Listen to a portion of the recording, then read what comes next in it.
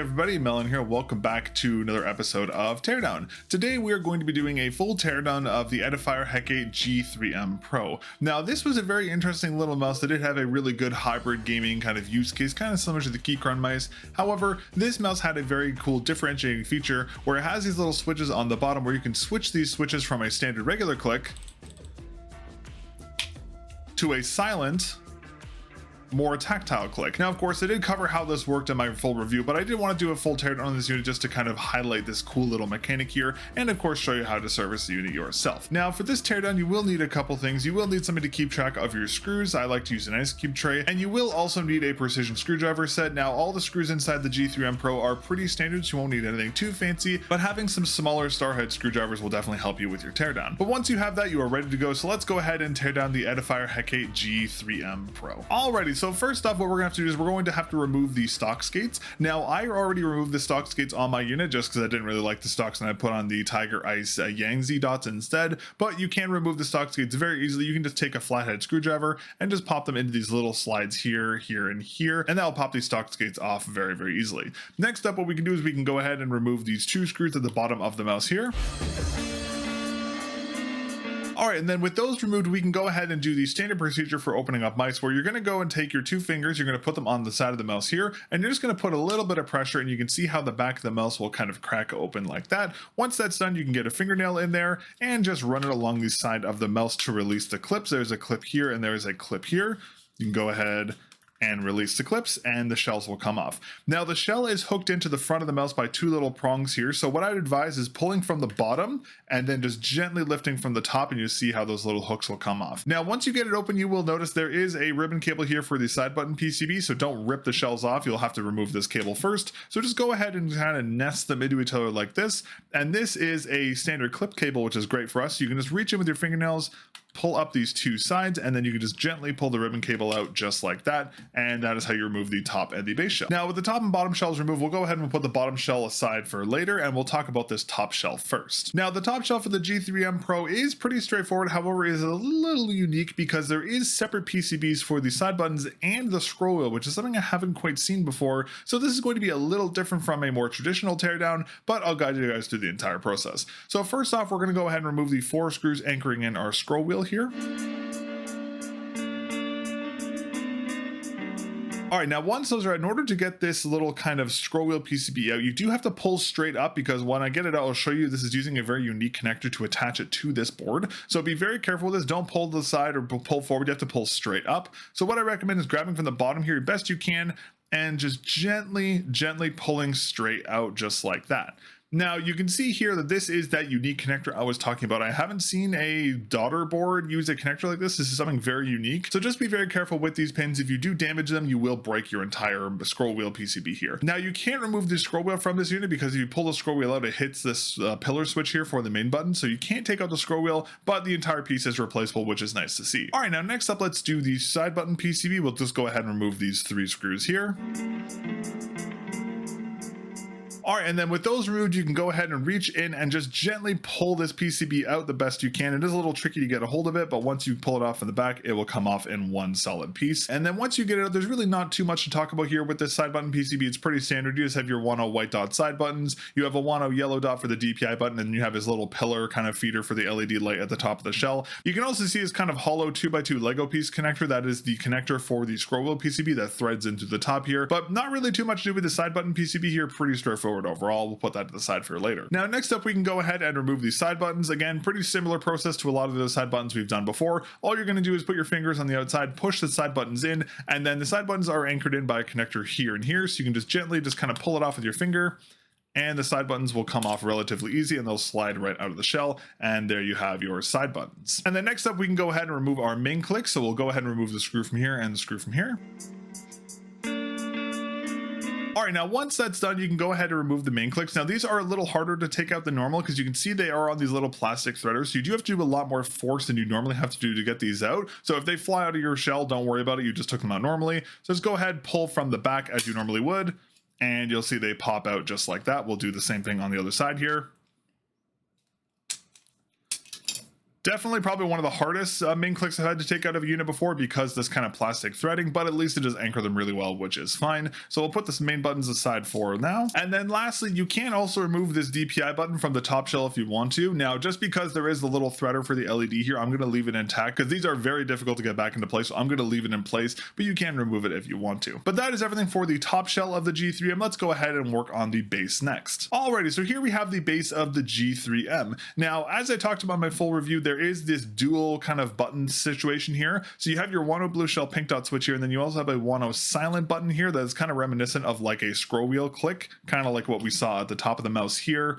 Pretty much the exact same design for the silent buttons. Now, this little situation of swapping the clicks works by just kind of pulling the slider on the bottom, and you can pull it back and forth into the shell. Now, I will talk about removing these in a little bit, for now we're just going to leave them intact. Now, first off, what we're going to do is we're going to go ahead and we're going to remove the battery. So you just want to get your fingers on the side of this connector and just gently pull up the best you can. And my fingernails are kind of short right now, so it's kind of hard to grab it. So then you can disconnect your battery. You can leave that to the side for now. All right, now before we can remove the main board, you will have to remove the connectors for these little things here. Now, just because these are and they are a little difficult to get off, I'd recommend removing them from here, not from here, because getting these back in is going to be very difficult. So I'd recommend removing them from the side. Very similar to the battery situation. You're just going to grab from the side and just kind of wiggle them out the best you can.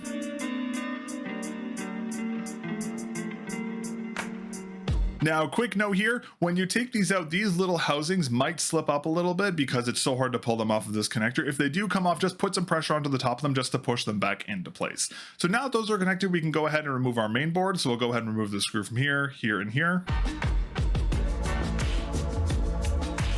All right, and then with those removed, we can go ahead and pull the PCB off. So we just gently grab from the bottom and we can pull the entire piece out in one solid piece, just like this. Now, what will most likely happen is that this little slider button will most likely come off during your reinstallation process. So just put that off to the side now. We'll talk about that in a minute. Now, lastly, we can talk about these adjustable switches here. Now, these are connected via a screw here and a screw here. So we're gonna go ahead and remove those. And then once that screw is removed, you can just go ahead and pull the entire piece out of the shell, and it just comes off in one solid piece of plastic, which is nice. There's no secondary piece here, so it's very easy to take these off, and we can get a better look at the 1.0 main dot and this 1.0 silent switch as well, which is a really cool kind of PCB design here. And then we'll go ahead and do the exact same thing to the next switch. And there we go, both pieces come out no problem, just like that. Alrighty, and then lastly, I did want to quickly talk about this USB-A storage. Now, unfortunately, there is no way to remove this storage as it's kind of being used as a shelf for the battery to sit on. So unfortunately, you can't remove this to shave off a little weight on the unit, so there's nothing on the inside you can take out, so just leave it there. Don't bother with that at all. But that is everything for how you take apart the Hecate G3M Pro. Let's go ahead and start the reassembly process next. Now, first off, what we're going to do is we're going to go ahead and reassemble the little main click PCBs here. Now, these are, of course, removable. They don't anchor into the bottom of the shell. They're just a removable piece, but we're going to go ahead and re-anchor these into their little connectors here first. Let's go ahead and do that.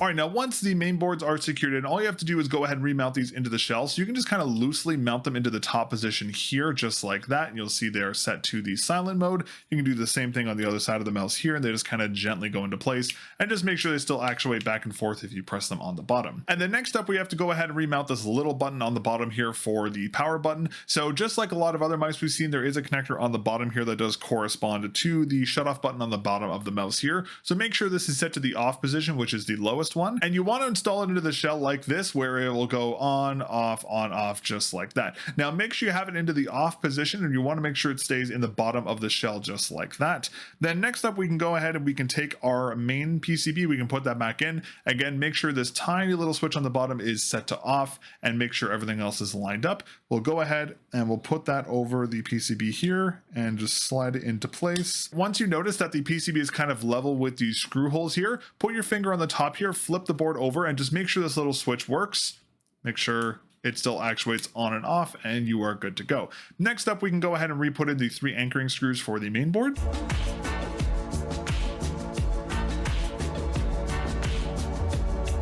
And then once those are installed, we can go ahead and reconnect our main clicks here. So you're just going to go ahead and take this little connector, and you just want to feed it back into this little spot here. And once it's roughly in place, take the sides of your fingernails and just press it into place just like that.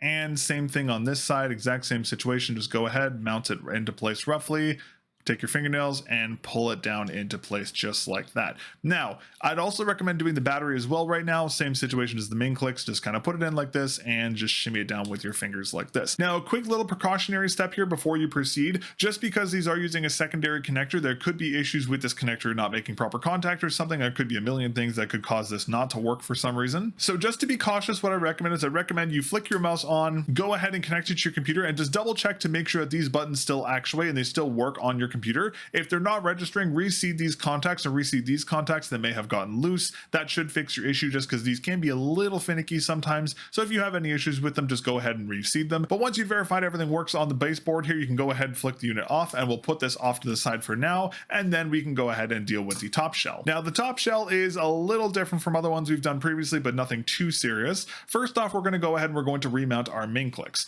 Now, how we do this, just like we've done on every single other mouse, you want to take the bottom of this and you want to feed it through this hole here, and then you want to go ahead and kind of line it up on the inside and see this kind of little hollow part here. You want that to go over this tiny little stabilizer right here. So go ahead, just roughly mount it into place. It should hover over like this, and once it's roughly lined up, you can take your finger, press down, and you can mount the click into place. We'll do the same thing with the second one here.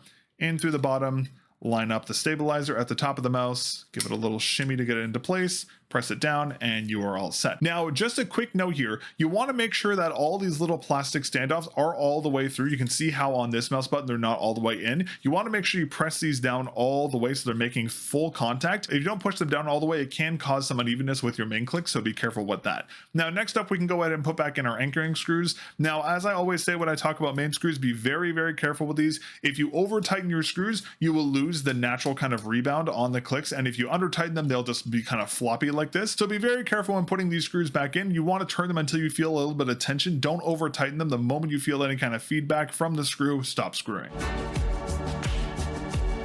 And once that's done, I'd verify that your clicks are okay by just gently pressing on them, and you should see them kind of naturally rebound back up like this. That's exactly what you want to happen. If they're all the way down like this, you've under tightened them, and if they stick all the way up like this and you can't really push them down, you've over tightened them, so I'd recommend loosening them. But that's everything for the main clicks there. Now we can go ahead and put back in our side buttons. So again, very similar process to a lot of other mice we've done. You want to basically just line up the side buttons inside the shell like this, and you can see how the side of this connector connects to this little bridge right here, and the other one does the exact same thing on the other side of the mouse. You just put them roughly into place, press them in, and they will snap into place.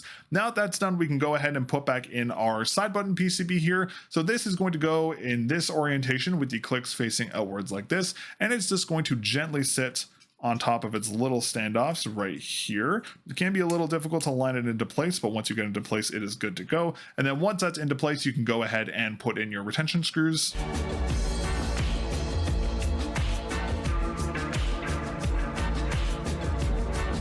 Alrighty, then at this point what I do is I just double check your side buttons, make sure they're still actuating. If this isn't placed properly or it's not tightened all the way, sometimes the side buttons won't actuate, so just make sure they still work before you proceed. Next up, we can go ahead and put back in our scroll wheel PCB here. Now these little prongs here are going to line up with the little holes you can see right in the middle there. So what you have to do is you basically have to just kind of lightly line this up as roughly as you can, and then once you can see that the prongs have made contact, you can press it into the board, which is a little finicky. Now, a quick note here, the front contacts here will be kind of flush with the surface of the PCB. The back contacts will not be. They will always kind of have this hollowness to them, so just be mindful of that. No matter how hard you press them down, they're not going to make full contact. That is intentional, so just be mindful of that. But once you press it into place, it should be good to go, and you can go ahead and put back in your retention screws.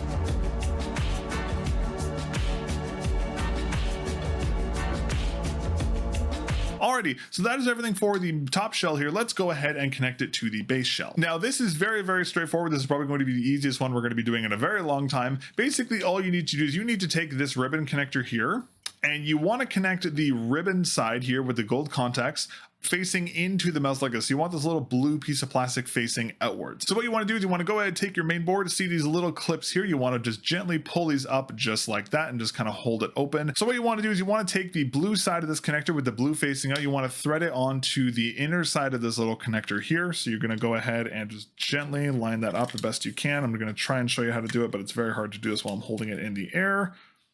So just Just like that, it should make contact. Now, once you have it in, you want to make sure this little blue piece of plastic is roughly sitting even. If it's uneven, it will cause issues, so make sure it's sitting flat. Once it's roughly into place and you can't push down anymore, take your fingers and just clip in the sides just like that, and that is how you connect it. Now, at this point, I would leave the shell open. Don't connect it just yet. Turn your mouse on, make sure everything still works, so make sure your main buttons still work, make sure your DPI button works, your side buttons, your scroll wheel, make sure all this stuff works before you put the shell back together. If some part of the top shell doesn't work properly, it's most likely because this cable isn't seated evenly, or there's a piece of dust on the inside here. So just reseat the contact and it should work completely fine. And then once you've verified that everything is functional on the inside, you can go ahead and reconnect the top and the bottom shells. You can do so by kind of holding the mice like this and hooking in the top of the mouse with these little connectors up at the top here, and just want to gently kind of line it up with the top here. It can be a little finicky sometimes. You can press it in just like that, and then once it's connected, press down on the bottom, run your finger along the sides of the mouse, and everything is connected. And then you can go ahead and put in your 2 base screws.